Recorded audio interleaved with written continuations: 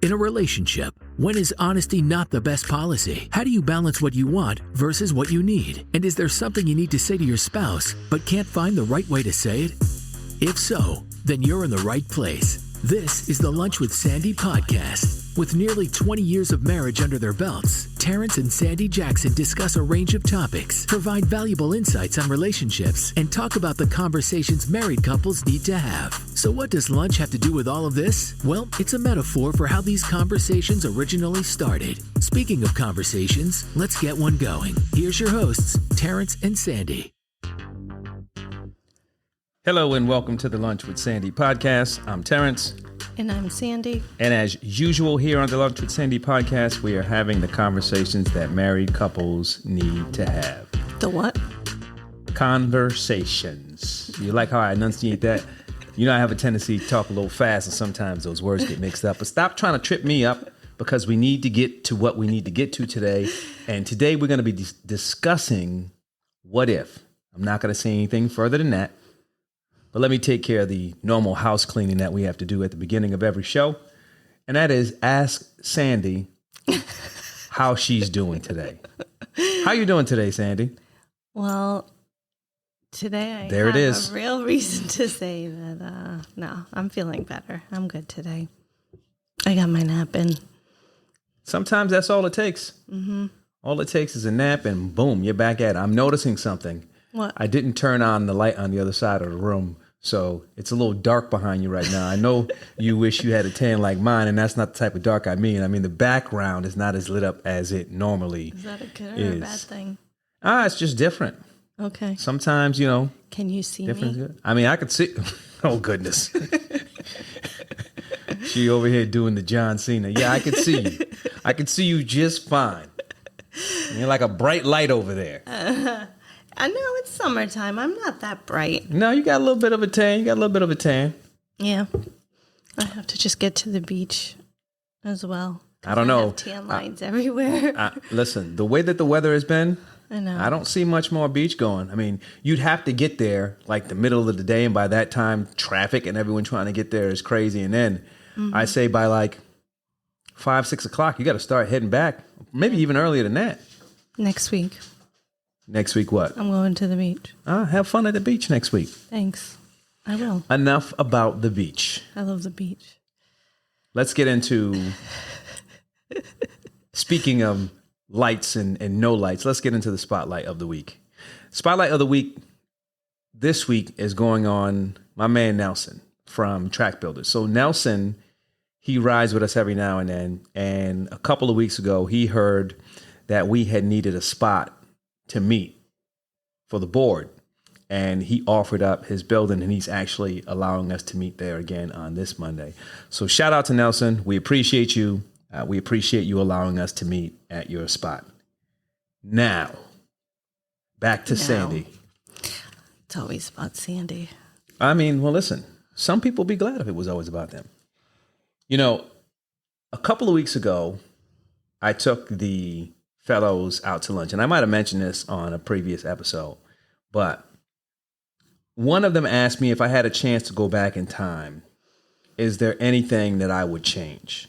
And, I think people think about this a lot, and it's funny because ironically, there was an episode of Star Trek on last night, and it was a guy who went back in time, and he had to do everything he possibly could from changing the past that could possibly affect his future. But my answer to that question is always the same, because as intriguing as that question is, I always say this to everyone. I am an accumulation of all the experiences and situations that I've been through in the past. Mm-hmm. They are what make me who I am today. Yep. And if you don't know me, then you don't know. I love who I am today.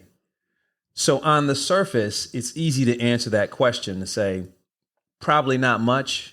Mm-hmm. But at the same time, there's always that, well, if I went back and I played the lottery, I could have won, the jackpot. But again, you don't know what other changes would come about if you actually did that. So the butterfly effect. The butterfly effect. So I have a very interesting conversation that we have to have today.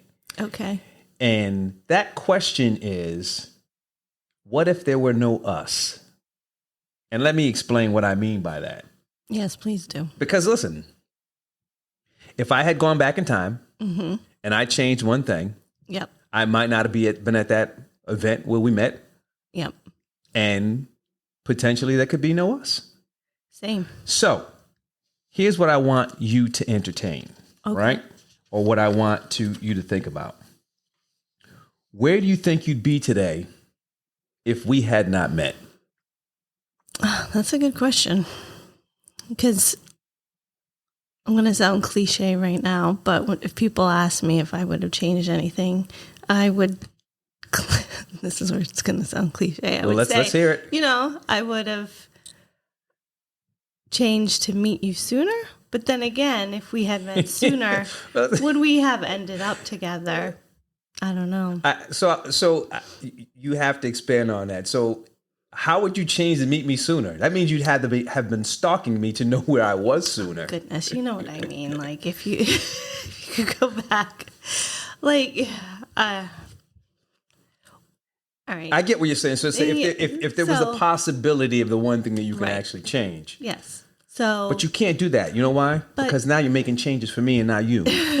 well, no, it's just like, to have avoided certain parts of my life that, I wouldn't say erasing, Well, and so but like some of the bad things that I went through before I met you. But then again, at the same time, if I hadn't gone through that, I probably wouldn't have appreciated you as much when we did finally meet. So to your butterfly effect, who knows what could have happened at that point, Yeah, and it's dangerous to say that. Well, I'm not going to use the term dangerous. I get where people might say, if I could avoid going through this pain, I probably would. Yeah. But again, did that pain make you a better person or more prepare you for when I did come in your life, or when, not even forget about me for a second. I look at everything as an opportunity to learn, and you learn from hard lessons. Mm-hmm. Well, the opportunity to learn from hard lessons exists there. And going through that pain probably prepares you for other situations where if you didn't go through that, you might not have been as prepared, and that pain could have been much more. Yeah. So it is it's a very interesting discussion. Yep. Because on the one hand, well, you know what? I can go back and fix everything that I didn't like or I did wrong. But on the other hand, what impact does that have Exactly. on everything else? Because I probably wouldn't have been at that party. Exactly. Where I actually met you, So I guess what I would say is this. If we had met, that means we'd have to start at the point right before we actually did meet. Yep. And look at the trajectory and try to make guesstimations based on the actual trajectory. It's all hypothesis. It's all hypothetical. But listen, we're going to have that conversation. And I can tell you, I definitely wouldn't be in the town of Lincoln. I can tell you that right now. I don't know if I would be. I don't think I'd be in the actual career that I'm in. I think there would have been a lot of changes because Same. sometimes situations motivate, inspire, spark, or allow you to look at something you're doing and readjust and reassess, mm-hmm. and then make adjustments so you go in another direction. And if those situations don't happen, you may or may not continue to do what it is that you are actually doing. I know at one point, I knew people who had moved out of state. I knew a couple of people who were over in England, and they had asked me to come over there and visit and stay for a while because they had places over there. They call them flats over there. They had flats.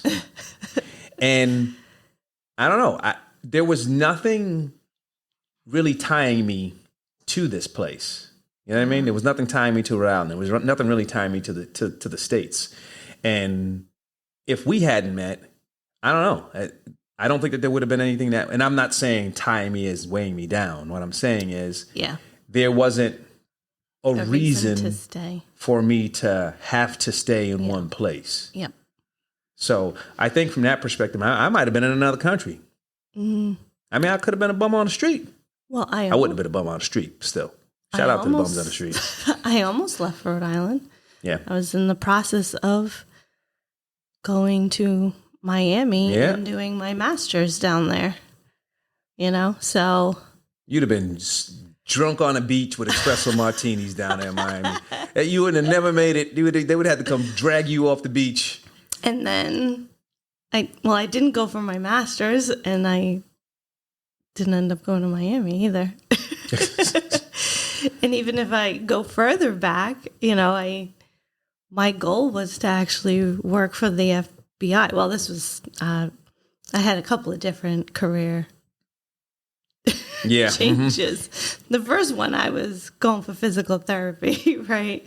So, but at least after that one, the goal was that I wanted to enter the FBI, and that didn't end up happening. So had that happened, I definitely wouldn't have been in Rhode Island either. So I had two opportunities, one for Miami, one, to go into like the FBI route. And I wouldn't say I wouldn't be in Rhode Island, but the likelihood that I'd be in Rhode Island in that career path would have been pretty slim. Well, they got an office in Boston. They do. So. But if I was in Boston, I still wouldn't have been at that party. Yeah, well, listen. In Rhode Island. You had those opportunities, you didn't take advantage of them. Nope. Take advantage, man. Take advantage. I didn't. And for whatever reason, I don't know, things just slipped away, fell apart, I guess. They didn't fall apart when you met me. No, I'm just meaning like they just didn't, neither of those situations just came to fruition for whatever reason, you know? So those situations not coming into fruition put you in a space where you were fortunate enough to run into me. Yeah. I see how. Listen, that what do they call that? Destiny, right? So the whole thing of things happen for a reason. So obviously, and I'm going to ask this question, but it's obvious. Well, it's not obvious. Your life would probably be different had we not had met. How do you think it would have been different? So not going back further, but to that exact moment when we did meet, had we not met, how would it be different? Oh, that's a tough one. I don't know. I'm really not sure. I'm trying to think about what other changes would have potentially. I'll start because I can tell you this. Start. I believe that I wouldn't be as focused as I am now. And I say that because for me, things always came easy. I always say life's like Seinfeld episode. I lose a $20 bill, I find a $20 bill. Mm-hmm. So because things came to me so easy, the amount of effort that I had to put in for certain things, I'm not going to say it wasn't really high, but the effort, it wasn't really high. I'll just leave it at that. Okay. So when you come to a point or you come into a situation where you want to build something with someone, that motivation ticks up. You get inspiration, your motivation, determination from those other individuals. I was coasting. I mean, I really was. I was coasting and things were coming to me easy. I didn't really have the drive like I should have had. Uh-huh. And I think I would have been fine, but I don't think that I would have been in the position that I am now. I mean, I'm involved in a lot. It might not seem like it, but I'm involved in a lot of things. Part of it is because, over the years, when you think about our journey, we weren't where we are now. I mean, we were nowhere near close to where we were now, but we started playing off each other and we started building little by little and we started setting goals and we started, making sure that we follow budgets and we started doing all of these things. And that put us in the position to be where we are today. I don't know if I would have. I mean, and again, this is all hypothetical. This is all, but I'm taking a step outside and looking at where I was at that time. And again, I could have woke up the next day and changed, but I don't know if I would have been on the trajectory parallel to where I am right now if we hadn't met.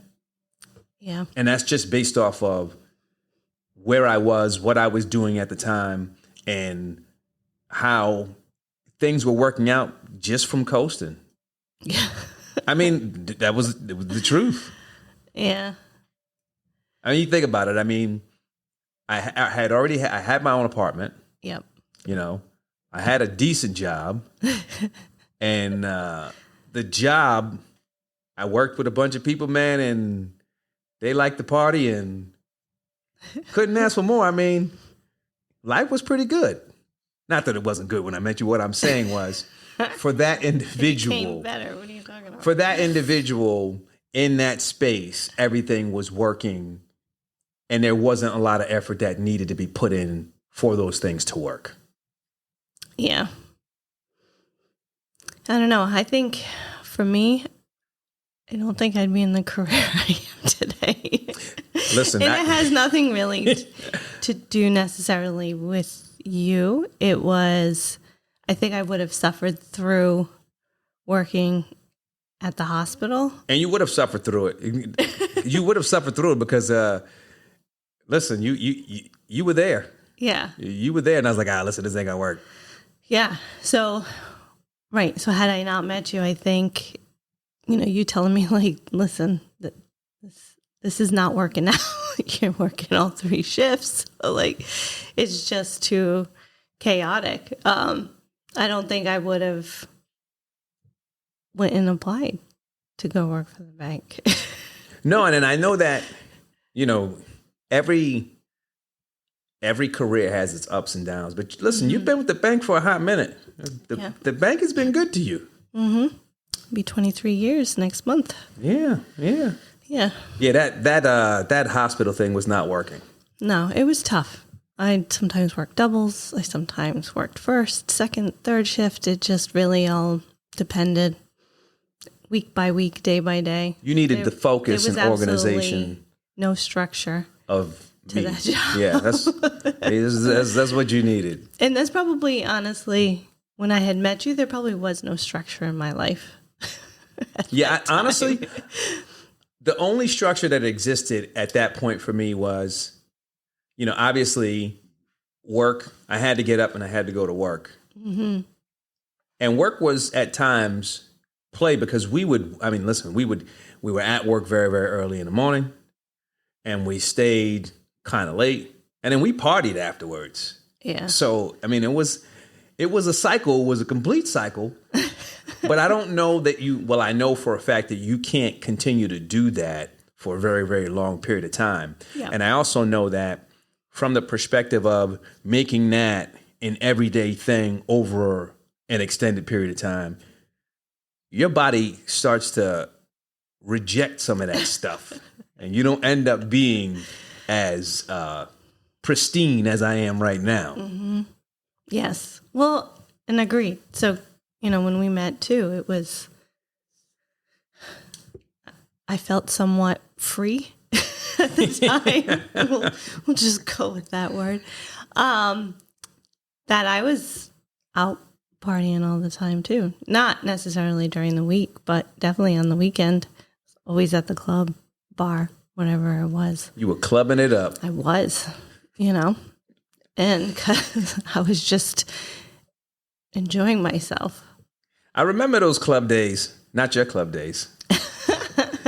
My club days. After feeling jailed for so long, I was just. You felt like there. Jack's in the backyard with that gate. Yeah, basically. With your coffee cup. Clank, clank, clank, clank, clank. Once I got out, it was just like, yeah. And I'm like Jax, when he has the little zoomy instances and he starts running around. Start running around.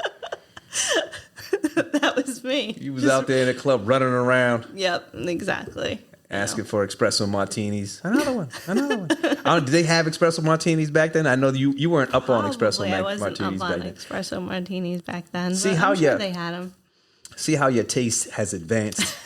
You're drinking espresso martinis. You was probably just drinking like Sex on the Beach or whatever that was. that there some was kind of sugary drink. Bahama Mamas and stuff like that. Absolutely. So that's definitely a difference. I don't know. Maybe I would have lived with my parents for longer, because obviously I left my parents' house when I was really young, but then returned. I don't know, maybe if I would have stayed living with them longer. I'm not 100% sure. But that also kind of makes I wouldn't have lived with mine longer. But it makes me question, would I have gone back to Portugal and fell in love with it for the second time probably more the first time, because as a kid I really wasn't in love with it because all we did was stay in East Molf. But would I have fallen in love with it when you and I went with the girls, Yeah.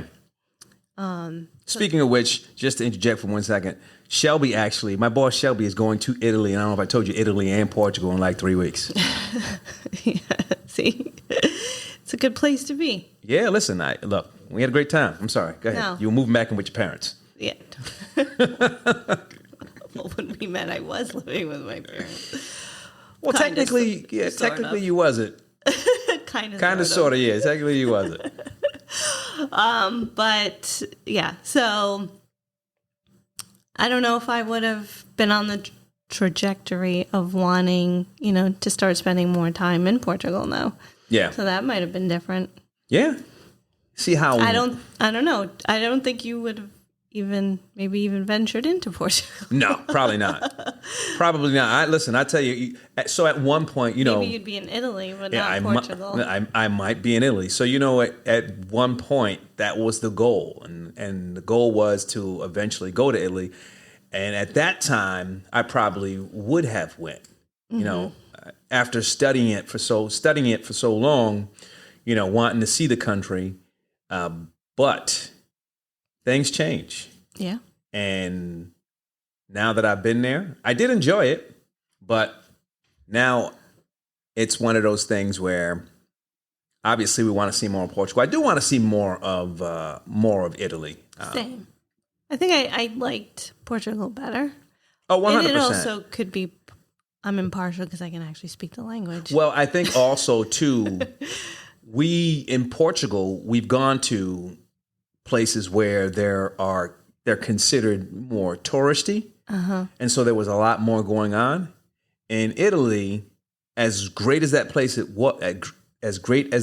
was, it's a vacation spot, but a vacation spot for Italians and Russians. Mm-hmm. And so it wasn't, not that there wasn't a lot to do. There wasn't as much to do. I think that's what I liked about it. I did enjoy it. No, I did enjoy it. It's the fact that there wasn't a bunch of American tourists around. I did enjoy it. All right, so here's the... Go ahead. I was going to say, because, when we were in Porto and the guy with his American flag hanging out of his backpack, and I'm just shaking my head like... Come on. I thought you were going to talk about the guy who walked up to me and says, "Hey, are you American?" And I said, "Si." Oh, yeah, that was funny. No. Oh, goodness. So here's the $1 million question. Okay. Right?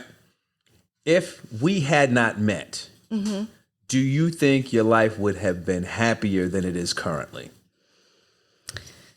If I think about the mental space that I was in when we met, that would be a hard no.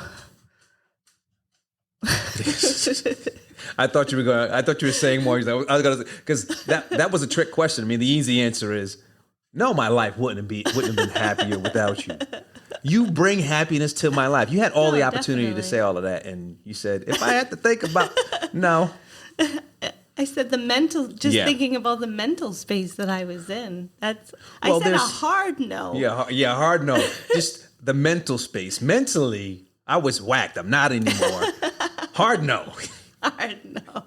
There are a lot of things that Again, this is one of those questions where it's good to have this conversation, but obviously there's no right or wrong answer. Yeah. Well, except for this one. There's no right or wrong there's no right or wrong answer. But the challenge with this is you don't know. You're supposed to say too that your happiness comes from within, right? Well, that's true. Right? So there's two parts of that. Happiness has to come within, but there are guaranteed people that make you happy. Definitely. And you are the one of challenge for me would be trying to figure out what my life would be without those people, without you, without the girls. And I don't think I could measure that. I can't take that experience that I've experienced and said, oh, if we hadn't met, my life would be happier because those individuals wouldn't be in it. There might be other individuals in it, but those individuals wouldn't be in it. I just didn't want to sound cliche again. That's not me. That's not. You're the love of my life. Here's the thing. None of those words came out of my mouth. No, I know. I'm saying that's why I said what I said. Mine was from the heart. Did you feel that? Did you feel mine? Mine was from the heart. No, you said a hard no. Yeah, a hard no. A hard no. I would not be as happy as I am today. No, and I think that's. I mean, it's tough to answer these type of questions, but knowing what I know, once you know something, particularly, let me rephrase that. Once you feel something, it's very hard to unfeel it. Right. Would I be a miserable human being? No, probably not.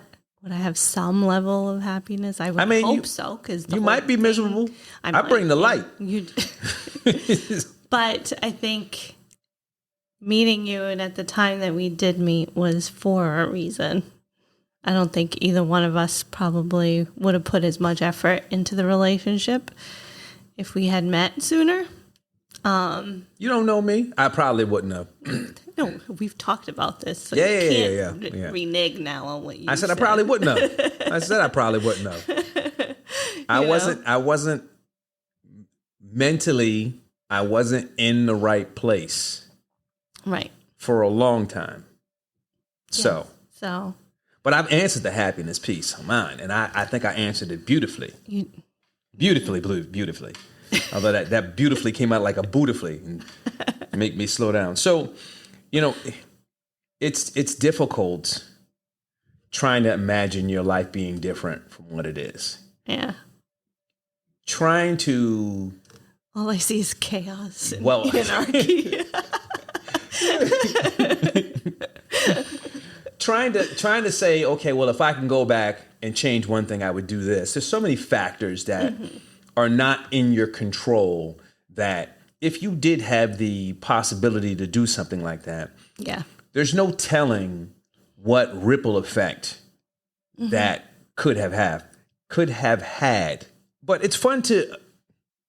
it can be fun to imagine the what ifs. Yes. I can see where people would like to go and make changes in their life based on some things that they've done in the past. But I think it's important to remember that there are no guarantees.